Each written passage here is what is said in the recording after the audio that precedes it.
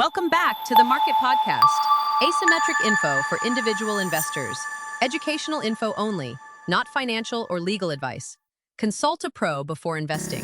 Imagine a company whose software whispers secrets from vast oceans of data, guiding governments to intercept global threats and optimizing the sprawling, intricate supply chains of the world's largest corporations. It's almost hard to picture the scale sometimes. Exactly. Now picture that same company not just adapting to the artificial intelligence revolution, but leading the charge, building platforms that fundamentally change how organizations make decisions. Right. They're not just participants. They aim to be architects of that AI future in many ways. For years, this company has operated with a certain mystique, often out of the public eye, yet its stock price has been on an absolute rocket trajectory, defying gravity and conventional expectations. Yeah, the stock performance has certainly caught a lot of attention, especially recently. Today, we are pulling back the curtain on one of the most compelling and, let's be honest, often polarizing forces in the data world, Palantir Technologies. Polarizing is a good word for it. Strong opinions on all sides.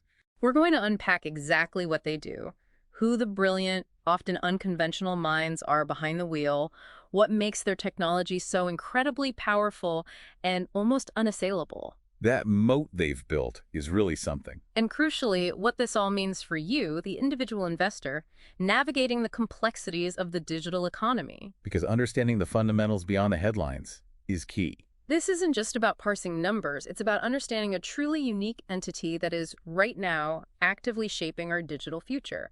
So let's get into the heart of this data powerhouse. Every great company begins with visionary leadership, right? And Palantir is certainly no exception.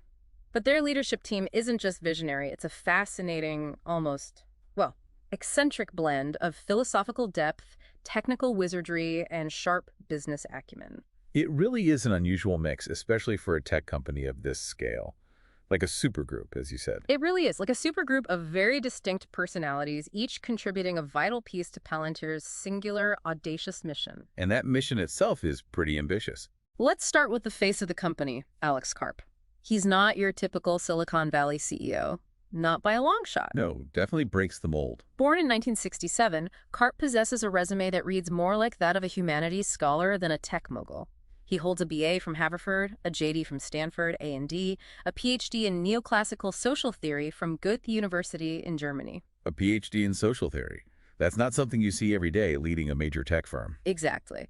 And this isn't just an impressive collection of degrees. His academic background profoundly shapes his unconventional leadership style, bringing a deep philosophical lens to Palantir's very approach to technology and its societal implications. You could hear it when he speaks. He often frames things into much broader philosophical terms than your average CEO. For instance, he famously insists that Palantir's software should always leave room for human agency, emphasizing that AI should augment human intelligence, not replace it entirely. That's a direct reflection of that background. That augmented intelligence concept is core to their pitch, differentiating them from pure automation plays. Before Palantir, he even founded a money management firm in London, leveraging an inheritance to invest. Shows an early knack for strategic financial plays, maybe. Well, it certainly shows he wasn't just an academic theorist. He had practical business experience, too. And he famously led Palantir's direct listing on the New York Stock Exchange in 2020, a bold move, bypassing traditional IPOs. Which was quite controversial at the time, but very much in line with his, let's say, direct approach. Underscored his unique approach to capital markets, for sure. In 2024, his compensation was around $4.6 million, primarily salary and unique personal expenses, including nearly $2 million for chartered aircraft. Which is actually a shift, right, from the huge equity packages earlier on. A significant shift, yeah. Signals perhaps a more mature phase for the company and its executive compensation structure, less reliance on those massive stock options. Makes sense as they become consistently profitable. Karp is remarkably outspoken about technology and democracy, often engaging in public discourse about the ethical dilemmas of data and AI, particularly concerning state surveillance and individual liberty. He doesn't shy away from those tough topics. No, he seems to relish wading into those debates, actually, which again is unusual. And here's a truly distinctive, almost surprising touch for a tech CEO. He leads meditation classes for employees. I heard about that. It sounds Very Karp. It isn't just a quirky anecdote. It highlights his unique philosophical approach, emphasizing mindfulness, long-term thinking, and a broader perspective in a high-pressure tech environment where burnout is common. It probably shapes the company culture in subtle ways, too. Less frantic, maybe more deliberate. It seems to underpin a company culture that values deep thought and a certain measured pace, despite its high-stakes work. What's truly fascinating here is how Karp's philosophical background isn't merely a personal quirk. It's fundamentally baked into Palantir's very mission and its operational ethos. You really see it in the products. How so, specifically? Well, his emphasis on human-in-the-loop systems and what Palantir calls augmented intelligence that directly stems from his academic roots. It shapes how their products are designed. The goal is to empower decision-makers, not to automate complex, sensitive choices away entirely. So the human element remains central. Absolutely. And this deep founder-led commitment, with Karp as CEO, Stephen Cohen as president, and Peter Thiel as chairman, often positions companies for superior long-term performance. Think about it, the continuity is powerful. Because the original visionaries are still driving the ship. Exactly. It ensures that their original ethos, their core principles, and unique vision for data and society continues to drive the company's strategic decisions and product development, rather than being swayed by, short-term market pressures or purely commercial considerations. That makes sense. Less reactive, more mission-focused. This enduring, unified leadership structure provides a profound level of stability and continuity, which is genuinely rare and incredibly valuable in the fast-paced, often fleeting world of high technology. It's a key reason why they can tackle multi-decade problems that other companies wouldn't even consider. That's a really good point. Okay, then there's Stephen Cohen, born in 1982, another co-founder and Palantir's president. He is unequivocally the technical cornerstone of the entire operation. The builder. The original architect, in many ways. A Stanford computer science graduate, Cohen didn't just contribute. He famously created Palantir's initial prototype in a blistering 8 weeks. 8 weeks. That's legendary. It really set the tone for the company's engineering culture, rapid, focused development on hard problems. It's not just speed, it's a testament to his sheer technical prowess and an early, powerful indicator of the company's culture. Before Palantir, he honed his skills at Peter Thiel's hedge fund. Right, Clarion Capital. Applying data analysis to finance, that experience was crucial. Gaining invaluable practical experience in leveraging data for financial insights, which, ironically, was the spark for Palantir's very existence detecting financial fraud, originally inspired by PayPal's needs. Exactly. The PayPal mafia connection runs deep. Cohen has personally interviewed an astonishing number of candidates. Over 4,500. Can you imagine? That's dedication. It shows how seriously they take hiring and culture fit. It's not just about coding skills. This deep personal involvement has profoundly shaped Palantir's unique talent pool, ensuring a rigorous, mission-aligned hiring process that goes far beyond typical HR protocols. He wants the right kind of people. People who can handle the complexity and the sensitivity of the work. And he still holds a significant 1.5% stake in the company. Right, which showcases his continued tangible alignment with Palantir's long-term success and growth. It provides a powerful, visible incentive for his commitment to its enduring vision. Skin in the game. Definitely. And let's not overlook Shyam Sankar, the chief technology officer. He joined way back in 2006 as employee number 13, so early days. Employee 13, wow. He's seen it all. And he's been absolutely central to their tech strategy and how they actually deploy it. Born in Mumbai and raised in Orlando, Sankar holds degrees from Cornell and Stanford, underscoring his deep academic and technical foundations. But he's famous for pioneering the forward-deployed engineer role. Ah, yes, the FDEs. That model is so core to Palantir's identity and success. Can you explain that a bit more? It's a unique and frankly revolutionary model that actually embeds Palantir engineers directly with clients to tailor solutions on site. Picture this. It's not just tech support, sending emails back and forth. No, it's much deeper than that. It's a deep collaborative partnership where Palantir's engineers literally live and breathe the client's complex challenges, working side by side to ensure their software fits perfectly and delivers maximum impact within even the most intricate operational environments. You become almost part of the client's team, understanding the nuances in a way remote support never could. It builds incredible trust and ensures the tech actually solves the real problem. Sankar's commitment extends beyond the company itself. He joined the Army Reserve as a lieutenant colonel in 2025. That's a pretty powerful signal. It really is. shows his dedication to national service and a deep alignment with Palantir's significant government work. It's not just a job for him. He's also a recognized thought leader, advocating for streamlined Pentagon acquisitions in his influential 2024 paper, The Defense Reformation. Right, arguing for more agile tech adoption in defense. That shows his vision extends beyond just Palantir's products to how the entire ecosystem should function. So he's thinking about the bigger picture of defense modernization. Absolutely. If we consider the broader implications, this distinctive blend of deep technical expertise from Cohen and Sankar, combined with Karp's philosophical vision, creates a truly unique alchemy in the high-stakes data analytics sector. Alchemy, I like that. It allows Palantir to not only build incredibly complex and powerful software platforms, but to do so with a clear understanding of its societal implications in that unique hands-on deployment model we just talked about. It's the what and the how combined. Precisely. This stands in sharp contrast with the often shorter tenures and more fluid leadership at newer tech firms, which tend to chase the latest trends.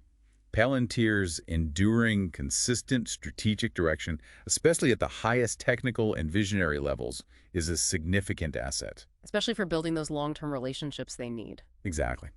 It's crucial for building the kind of deep, long-term, trust-based relationships required for their highly sensitive client work. This level of executive stability provides a competitive advantage in an industry known for rapid churn. We also have crucial operational leaders like David Glazer as CFO, who's been with Palantir since 2013. He brings a strong legal background, too, having advised tech firms on public offerings. That legal background is probably very useful given their complex contracts and regulatory environment. And Ryan Taylor serves in dual roles as Chief Revenue and Legal Officer, ensuring a seamless alignment between their aggressive growth objectives and rigorous compliance standards. Another blend of business and legal. Seems like a pattern. Both of them received substantial stock awards in 2024, specifically designed for retention, underscoring the company's desire to keep its top operational talent firmly in place for the long haul. Locking in that stability at the operational level, too. Smart move. And of course, we cannot forget co-founder and chairman Peter Thiel, the legendary PayPal and Facebook visionary, whose initial idea, sparked by PayPal's fraud detection needs, really planted the seed for Palantir. His 3.151% stake in the company, alongside his active role as chairman, demonstrates his continued long-term commitment and unwavering belief in Palantir's enduring mission and monumental potential. He's still deeply involved. Absolutely. His influence and network remain significant assets. So Palantir's stated mission is compelling: to build software that empowers organizations to effectively integrate their data, decisions, and operations. Sounds simple, but the reality is incredibly complex. Fundamentally, they are about solving the world's hardest, most intractable problems through data-driven insights and operational transformation. It's a very bold aim. But it also comes with risks, right? While this mission is incredibly compelling, it also highlights inherent complexities and risks. The company's reliance on charismatic leadership, like Karp's. What happens if he steps down? That's the key person risk. Exactly. Plus, its continued heavy dependence on government contracts for a significant portion of its revenue, despite commercial growth. Which can be lumpy and politically sensitive. And the constant challenges of adapting their deeply customized enterprise-grade solutions to the more diverse and often faster-moving commercial market needs. That scaling challenge is real. So these are all risks that demand robust strategic planning. Absolutely.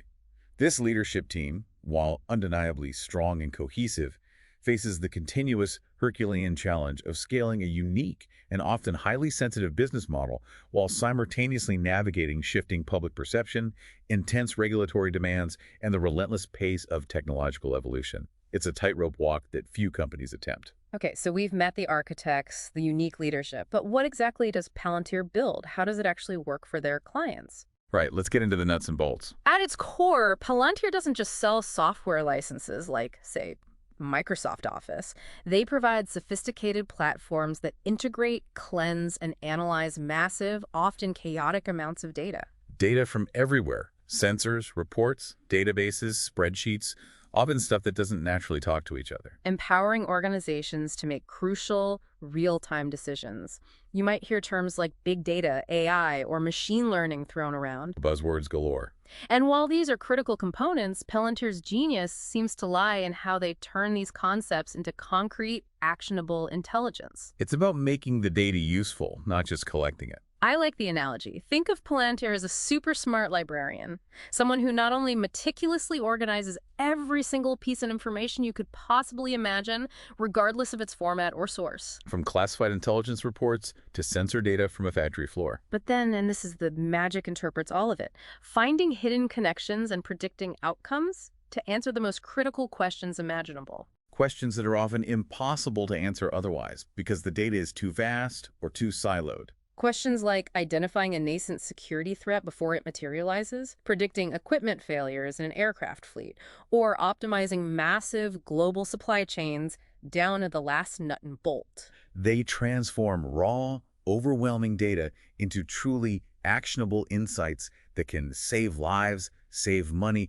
or create huge efficiencies. Palantir has 4 main platforms, each meticulously designed for distinct purposes and tailored to very specific, demanding use cases. They are not just different versions of the same thing. Right. Each has its own focus and core user base. First, there's Gotham.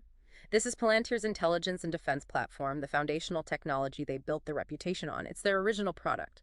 The one developed initially with agencies like the CIA in mind. It's specifically designed for pattern detection and analysis within incredibly complex, often unstructured, and highly sensitive data sets. Picture a government agency like the U.S. Department of Defense or the CIA. Or MI6 or other allied intelligence services. Gotham empowers analysts to connect seemingly unrelated pieces of information from satellite imagery and communication intercepts to financial transactions and open source intelligence to uncover hidden networks, track adversarial movements, and ultimately identify threats before they can materialize. It's about finding the needle in a haystack the size of a continent.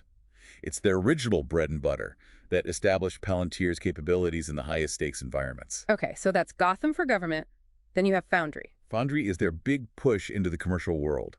It's built on similar principles, but adapted for enterprise needs. This platform represents Palantir's expansion into the commercial world. Foundry is their comprehensive data integration and analysis platform built for broader enterprise operations.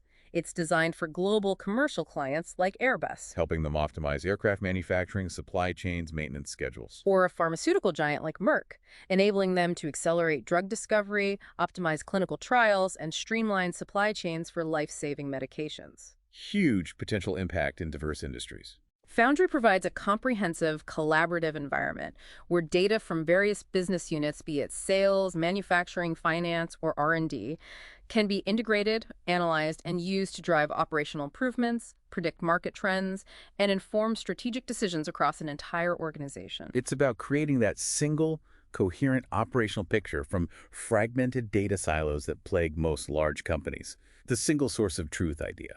Next is Apollo. This one sounds a bit different, less about data analysis. Apollo is more behind the scenes, but absolutely critical. It's the engine that delivers and manages the software itself. So it's the underlying software delivery platform. It ensures seamless, secure updates and deployments across both government and commercial applications, keeping everything running smoothly, securely, and consistently. Exactly.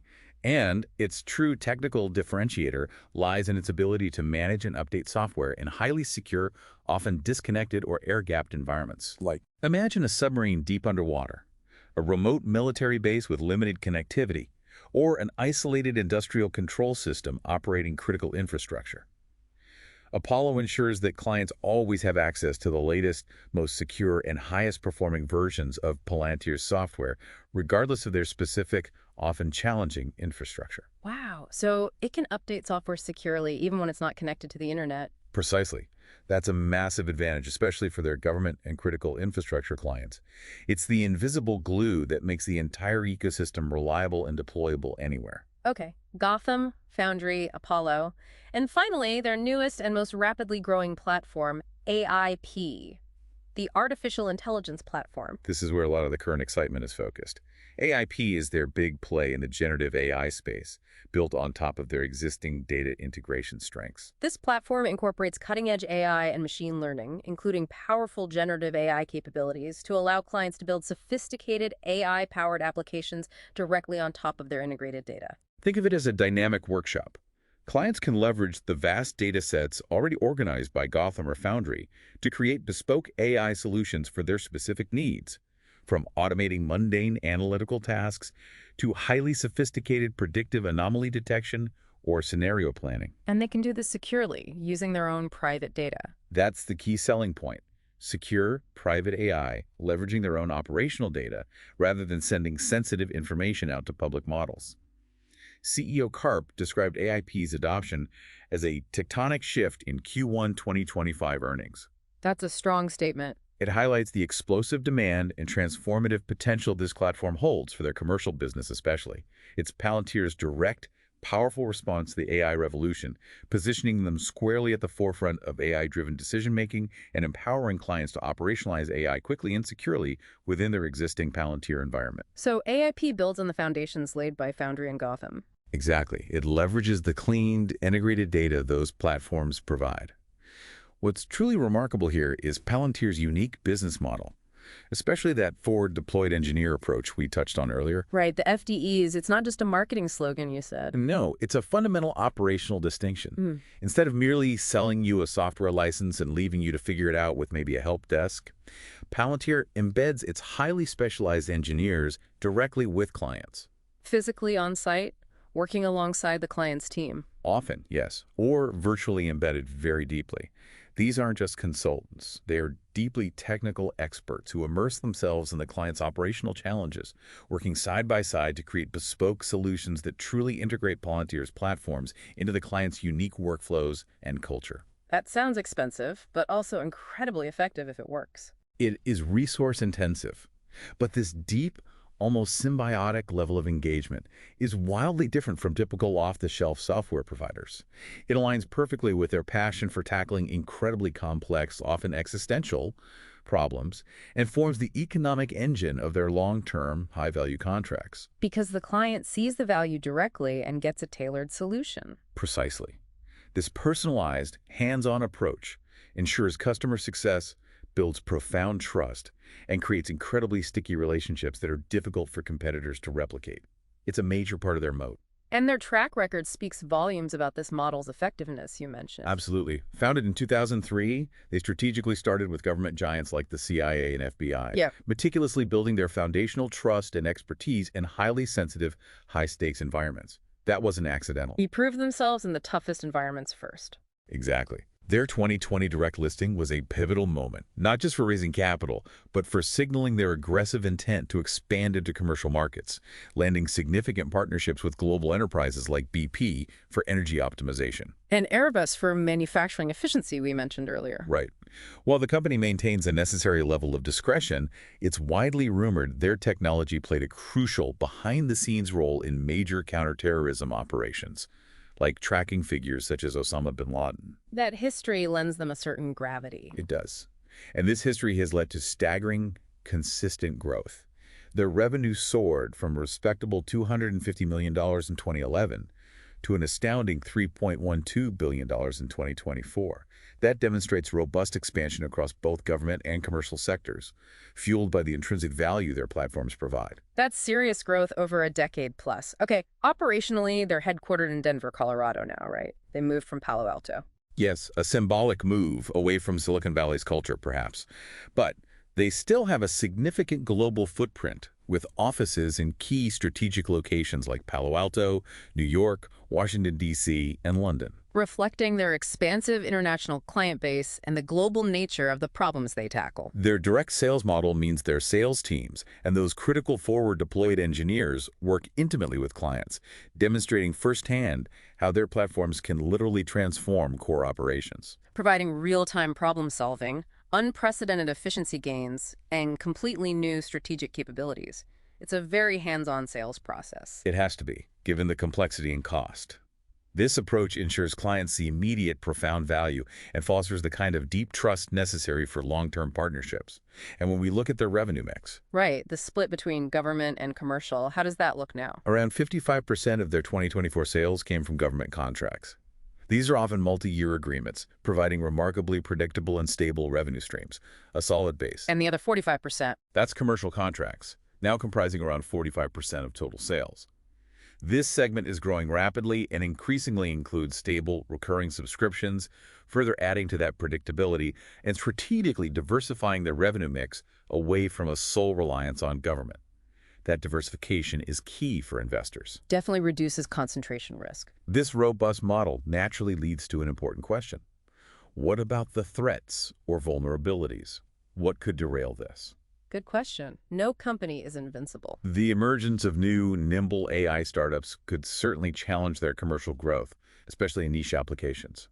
Though, as we said, Palantir's new AIP is specifically designed to address and outmaneuver this by offering an integrated platform. So they're trying to preempt that threat. They are. Regulatory risks, particularly evolving data privacy laws globally, like GDPR or state laws in the U.S., are always looming. Palantir, dealing with highly sensitive data, operates under constant, intense scrutiny. Any misstep there could be hugely damaging. Absolutely. Geopolitical shifts could also impact their government contracts as defense priorities or international relations evolve and budgets shift. A change in administration or global alliances could affect them. But you also mentioned resilience. Yes. Despite these risks, Palantir's proven adaptability, evidenced by their successful pivot to commercial markets, continuous innovation in areas like AI, and strong cash reserves makes them remarkably resilient. They don't just withstand shocks, they possess an anti-fragile quality, meaning they actually tend to get stronger from chaos and uncertainty. How so? Crises often highlight the need for better data integration and decision-making, driving demand for their platforms. They've shown a consistent ability to evolve and thrive amidst complexity, turning potential headwinds into tailwinds. Think about the pandemic accelerating digital transformation, for example. Interesting. Okay, this leads nicely into their competitive advantages. Here's where the narrative truly gets compelling. Why is Palantir so incredibly hard to compete with? The moat. Let's talk about the moat. They've meticulously constructed what many in the business world refer to as a moat, a formidable set of competitive advantages that make them incredibly difficult, almost impossible to displace. It's not just a digital fortress, it's an unbreachable stronghold around their core business. It's multi-layered, really, not just one thing. For starters, Palantir holds what is essentially a near monopolistic position in certain segments of government data analytics. We're talking about incredibly high-stakes, hypersensitive clients like the U.S. Department of Defense, the FBI, and numerous allied intelligence agencies worldwide. These aren't customers you win over with a flashy demo and a lower price point. Absolutely not. The barriers to entry here are sky high. Think rigorous, multi-year security clearances for every single personnel member working on the project. That alone weeds out most potential competitors. And the complexity, integrating with ancient, clunky government legacy systems. It's a nightmare scenario for most software companies. Plus, the sheer, unshakable level of trust required for high-stakes national security work. You simply cannot walk in as a new software vendor with a flashy new idea. You need decades of proven reliability, deeply embedded relationships forged through critical missions. And a level of government accreditation, like FedRAMP High or IL6 certifications, that takes years and millions of dollars to acquire. That protects their market share like a digital fortress, making it virtually impenetrable in those core government areas. It really does. That's a huge advantage. And as a pure software company, Palantir also benefits massively from inherent economies of scale. The classic software advantage. Build it once, sell it many times. Once their core software platforms like Gotham or Foundry are meticulously built, refined, and perfected, adding new clients, even large, complex ones, has very low marginal costs compared to the initial development. The cost of goods sold is primarily hosting and support, not manufacturing physical products. This means that as they acquire more customers and expand their deployments, their profitability per customer can increase dramatically. This inherent efficiency allows for significant reinvestment into R&D and further expansion, fueling a virtuous cycle of growth and improvement. What's truly fascinating here, though, is the profound power of network effects at play within their platforms. It's not just about collecting data. It's about the connections between the data. The more data you feed in, the smarter the system gets, and the more valuable it becomes to everyone using it. As more and more disparate data sources are integrated into their systems, whether it's a new intelligence feed for a government agency or an additional operational data stream from an entire global supply chain for a commercial client, the value of the insights derived increases exponentially. Each new piece of data doesn't just add to the pile.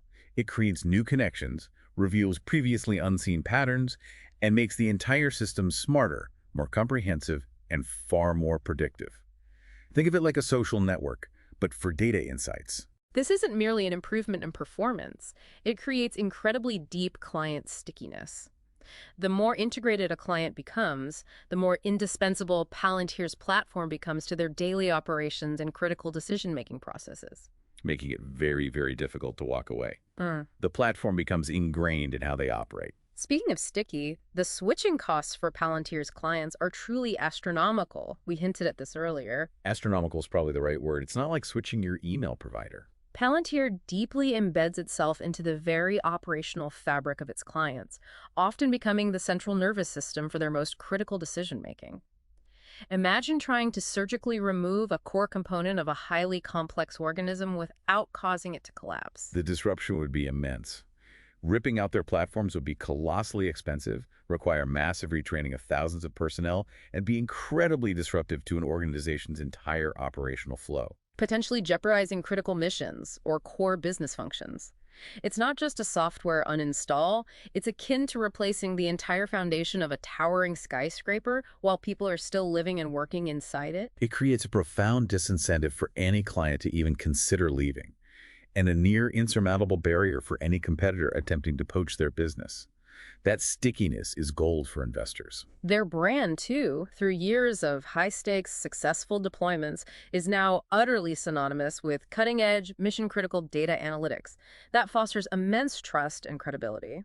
When you have a truly massive, complex data problem, especially involving sensitive information, Palantir is likely one of the first calls you make. That brand recognition is powerful. Beyond their reputation, they possess what we call cornered resources. Yeah. A unique talent pool of highly specialized, security-cleared engineers that's incredibly difficult and time-consuming to replicate. Finding engineers who are brilliant and can get top-level security clearances is tough. Palantir has cultivated that talent pool for years. These aren't just coders. They are experts capable of navigating the most complex data environments. This talent, combined with proprietary patents protecting their advanced algorithms and methodologies, creates a truly unique intellectual property moat. It's not just about hiring smart people. It's about having access to a very specific, deeply vetted skill set that few others possess. And that forward-deployed engineer model, the FDEs, again, that's a truly unique process power. Yes, it's how they do business that sets them apart, not just what they sell. It ensures highly tailored solutions and exceptional client satisfaction because the engineers are literally in the trenches with the clients, understanding their needs intimately, co-creating solutions. This sets them miles apart from any generic analytics provider. Who might offer a one-size-fits-all, off-the-shelf solution that doesn't quite fit the client's unique reality? Palantir adapts the tool to the user, not the other way around. Their proprietary technology, incorporating advanced AI and machine learning developed in-house, also offers significant performance advantages that few can match, enabling them to tackle problems that others simply cannot. Their early strategic entry into government analytics gave them a critical first-mover advantage. They were there building trust and proving value years before competitors even considered that market seriously, allowing them to build unparalleled trust and long-term contracts that are incredibly difficult for newcomers to penetrate. And their speed of execution. Remember, Cohen's astonishing 8-week prototype back at the start gives them a formidable competitive edge. They can iterate, deploy, and adapt with remarkable agility, consistently delivering solutions faster than traditional defense contractors or lumbering enterprise software providers. This naturally prompts an important question. Can these impressive advantages truly last over the long term? Is the moat sustainable? What's your assessment? My assessment is yes, they are highly sustainable. This is due to those incredibly high barriers to entry in government, the deeply entrenched client relationships built over years of mission-critical work, and their relentless, continuous innovation in the AI space with platforms like AIP. But what about competition? It never sleeps. True. New specialized AI startups could pose a challenge in commercial markets if Palantir doesn't continuously push the envelope with AIP. Innovation in the tech world is relentless, but their integrated platform approach gives them strong defense. So Palantir has built an incredibly solid foundation and a formidable, nearly impenetrable moat. But the critical question for any company, especially one for an individual investor, is how do they maintain and accelerate their growth from here? Where does future growth come from? They can't just rest on their laurels, especially with that high valuation. Growth is paramount. Palantir's growth strategy is aggressive, multi-pronged, and meticulously designed to capture an even larger share of the burgeoning global data and AI markets. They seem to be firing on multiple cylinders. They are intensely focused on market penetration, which means aggressively expanding their commercial client base. They're actively identifying new enterprises across diverse sectors that can benefit profoundly from their platforms. Moving beyond the initial Fortune 500 targets to a wider range of companies. Simultaneously, they're pursuing robust market development, pushing into entirely new industries where data analytics and AI can revolutionize operations. We mentioned healthcare. Huge potential there. Drug discovery, hospital operations, public health. Or the energy sector, optimizing complex operations from oil rigs to renewable energy grids, ensuring efficiency and safety. Also massive. Think grid optimization, predictive maintenance for wind turbines, exploration. And of course, there's continuous, relentless product development, particularly enhancing their flagship AIP and other platforms, ensuring they remain at the absolute cutting edge. They have to keep innovating, especially in AI, to stay ahead.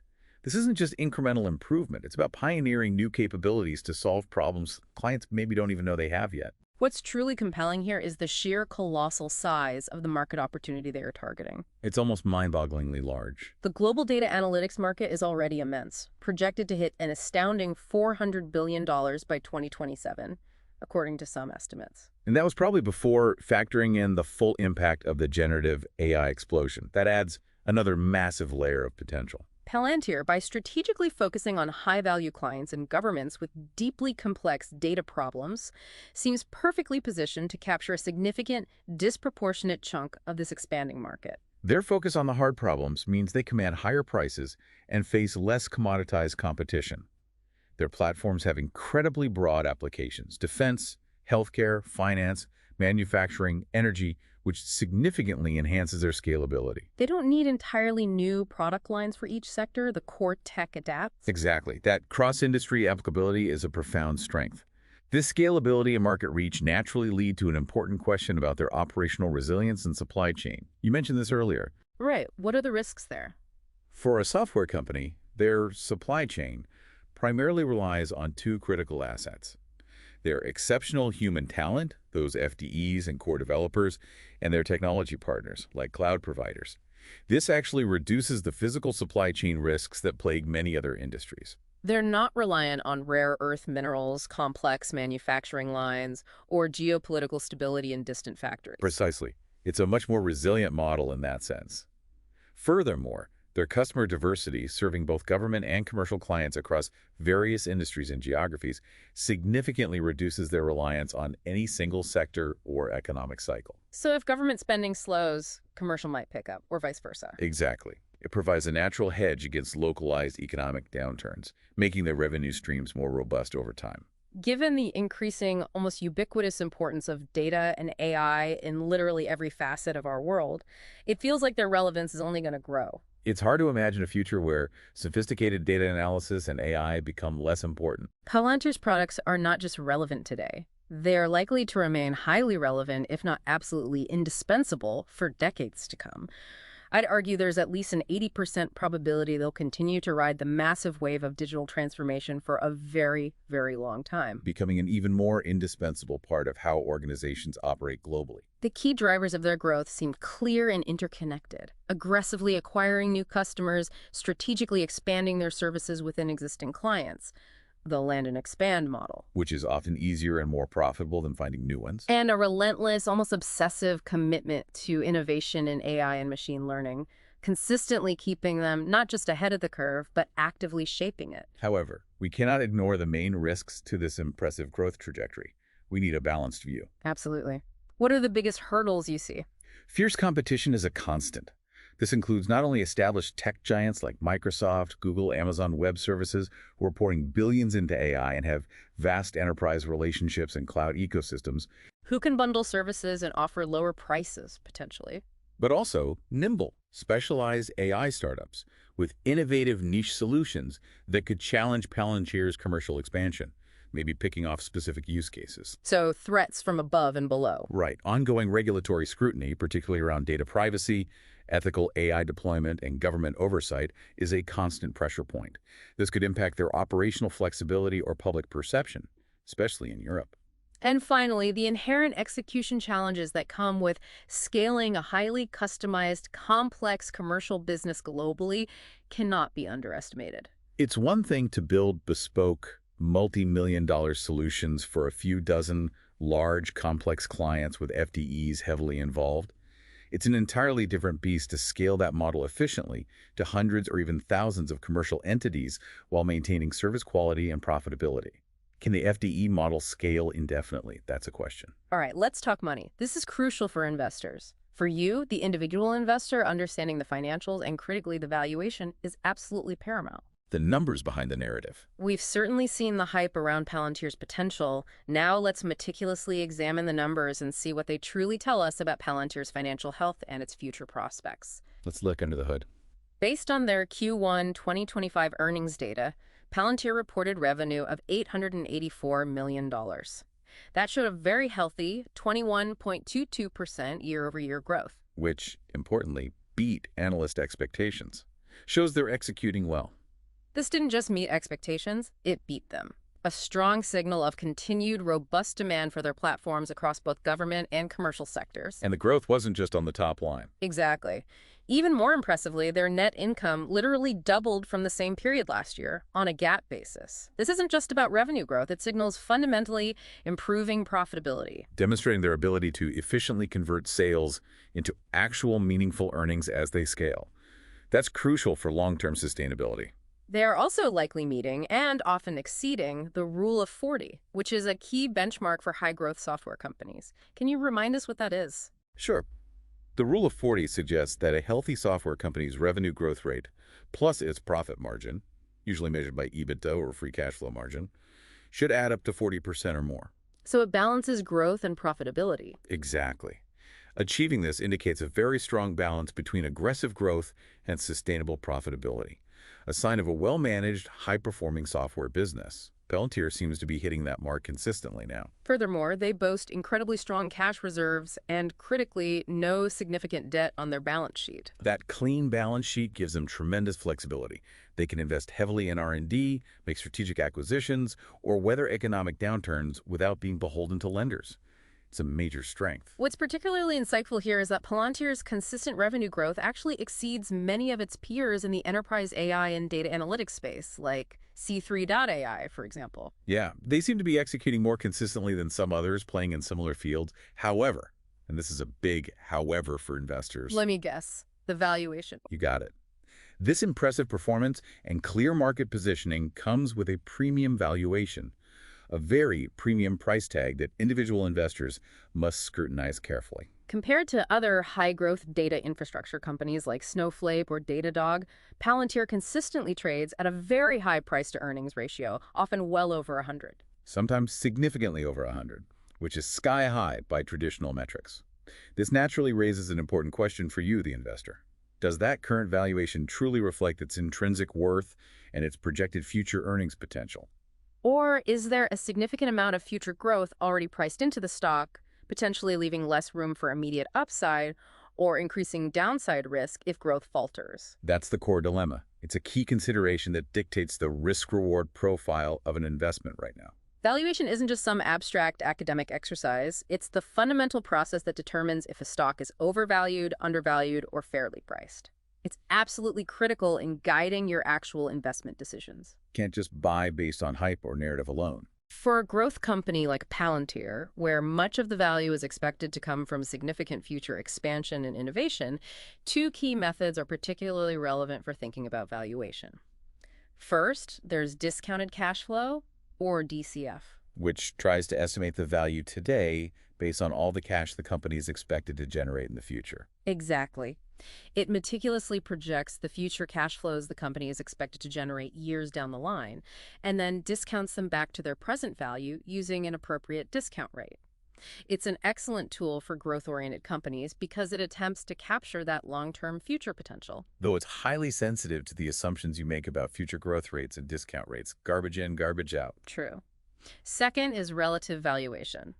This uses key financial metrics like price to earnings, PE, or price to sales, PS multiples, to compare Palantir against its direct competitors or broader industry averages. Seeing how the market values Palantir compared to similar companies. Given Palantir's intense focus on growth and sometimes thin early profits as they reinvest heavily, PS is often considered more insightful than PE. Right, because PE can be astronomically high or even meaningless for rapidly growing companies that are just becoming consistently profitable or are reinvesting all their earnings back into the business. Yeah. PS gives you a sense of valuation relative to revenue generation. Okay, let's delve into the core arguments for and against investing in Palantir right now. The classic bull and bear cases. What's the bull thesis? The bull thesis highlights several powerful points we've discussed. First, there's strong, accelerating growth in the massive AI and data analytics markets, particularly with the explosive adoption of their AIP platform. That's a huge tailwind. Riding the AI wave. Second, their strategically expanding commercial client base, which provides crucial diversification and a potentially larger long-term market than government alone. Third, those incredibly sticky multi-year government contracts, which offer predictable, high-value revenue streams and a solid foundation. And fourth, The fundamentally improving profitability, as evidenced by recent earnings. They're showing they can grow profitably, which answers a key question bears used to have. okay, sounds compelling. Now, the other side, the bear thesis? The bear thesis directly confronts that sky-high valuation we keep mentioning, a PE, potentially over 100, which is undeniably demanding and implies tremendous, near-perfect future execution. Any slip-up could hit the stock hard. High expectations baked in. It also emphasizes the intense, accelerating competition from both established tech giants entering the AI space with vast resources, Microsoft Copilot, Google AI Platform, AWS SageMaker, and nimble startups with innovative niche solutions.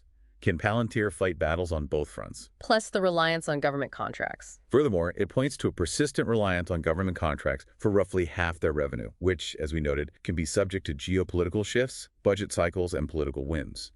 And finally, those lingering scalability concerns for their commercial business. Can the high-touch, FDE-heavy model truly scale efficiently to capture a mass market? So, strong arguments on both sides. Where do you lean? While both arguments carry significant weight and merit consideration, the bull thesis appears more probable at the moment, given Palantir's recent impressive earnings beats, consistent raising of financial guidance, and significant high-profile contract wins. All of those demonstrate strong, continued execution. The momentum seems to be with the bulls for now. It does. However, that high valuation absolutely warrants caution. As of June 2025, the stock hit all-time highs, which inherently implies a significant premium on its future prospects and growth potential. So, as an individual investor, you need to ask yourself critically. Is the projected growth, even if robust and long-lasting, fully justifying that substantial premium you would be paying for the stock today? It's a classic growth stock dilemma. Immense transformative potential, but at what current price, and how much future growth is already discounted into that price? There's less margin for error at these levels. So after all this analysis, where does Palantir Technologies stand right now, today, in the midst of this rapid growth, intense innovation, and, let's be honest, constant scrutiny? And what are the big lingering conversations and unanswered questions shaping its trajectory as we look far into the future? What should investors be watching? Well, looking at recent events, in their Q1 2025 earnings report, they announced that $884 million revenue figure beating estimates, and that net income literally doubling year over year. Which, as you said, led them to raise their financial guidance for the full year. A very strong signal of confidence from management. And just in May 2025, they secured that monumental $795 million contract modification with the U.S. Army. That's nearly $1 billion. That's not just a huge win financially, it's a profound reaffirmation of their continued vital and expanding role in critical government operations and national security. It truly underscores the enduring trust in their unique capabilities at the highest levels of national defense.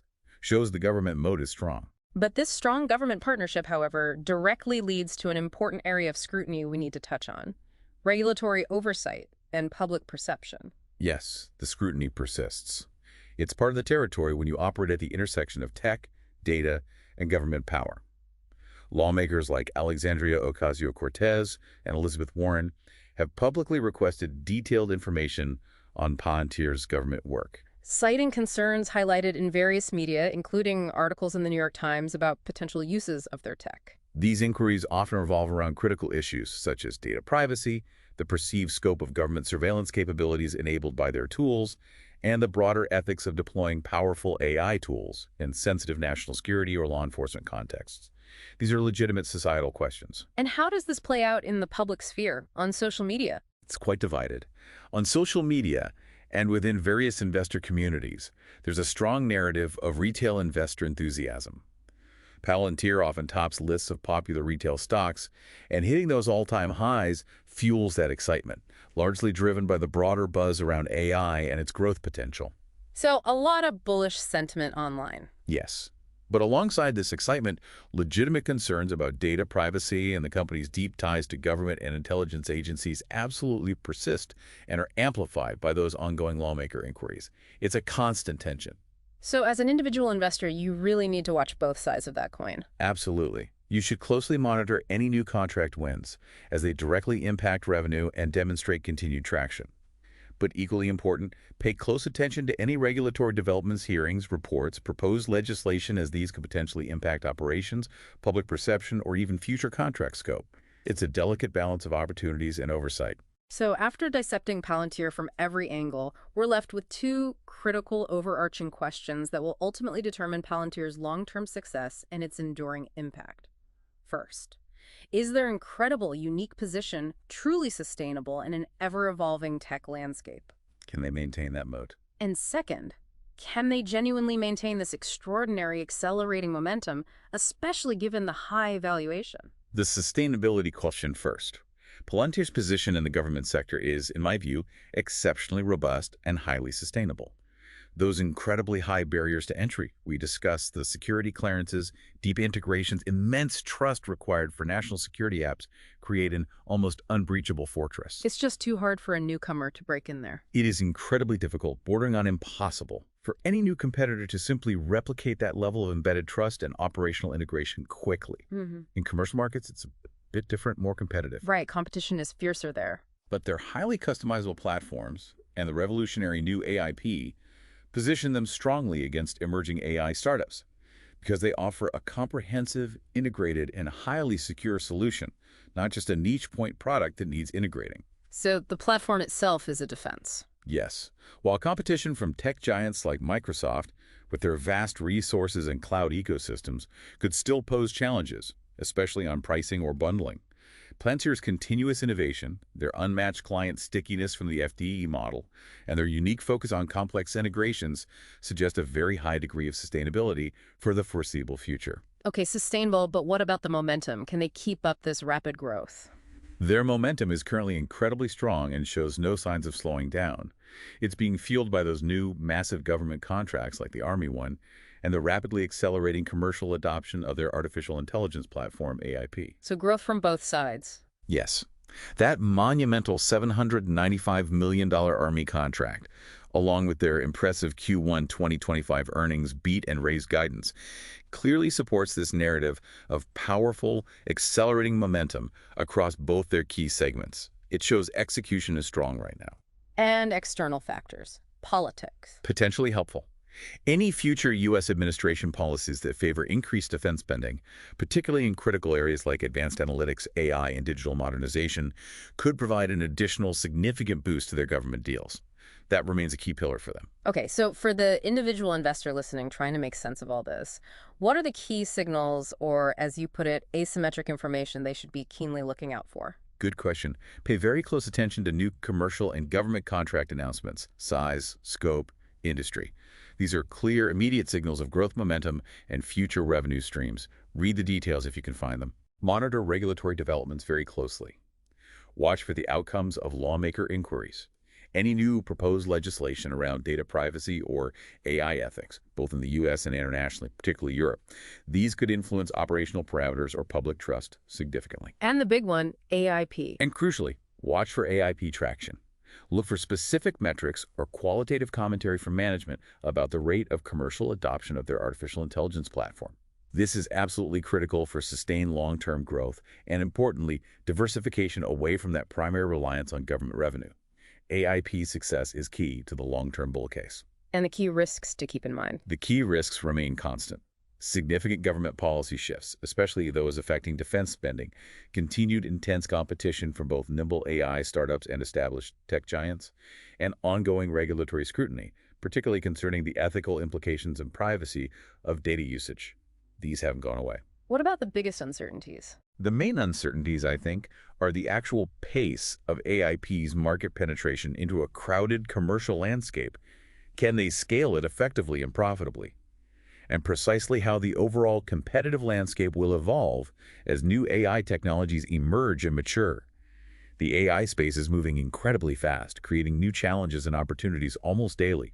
Palantir needs to stay agile. Palantir Technologies is clearly more than just a software company. It's a strategic asset, operating at the critical intersection of national security, global enterprise transformation, and the bleeding edge of artificial intelligence. It occupies a unique, powerful, and sometimes controversial space. It's a company that has, with remarkable precision, mastered the art of extracting signal from overwhelming noise on an epic, almost unimaginable scale, empowering organizations to make decisions that truly matter. Whether it's preventing a terrorist attack or optimizing a vaccine supply chain. The ultimate question for you, the individual investor, isn't just about the stock price today or even next quarter, but about whether the brilliant, often unconventional architects of this data powerhouse can continue to shape our future, adeptly navigate complex geopolitical currents, and continually redefine what's truly possible with information. It's a long-term bet on their vision, their execution, and their ability to maintain that edge. What profound insights will you seek out next as the world becomes increasingly data-driven and the future continues to unfold before our very eyes? Until next time, keep exploring, keep learning, and keep building your knowledge. Love this? Drop a like, subscribe, and ring the bell so you never miss a podcast.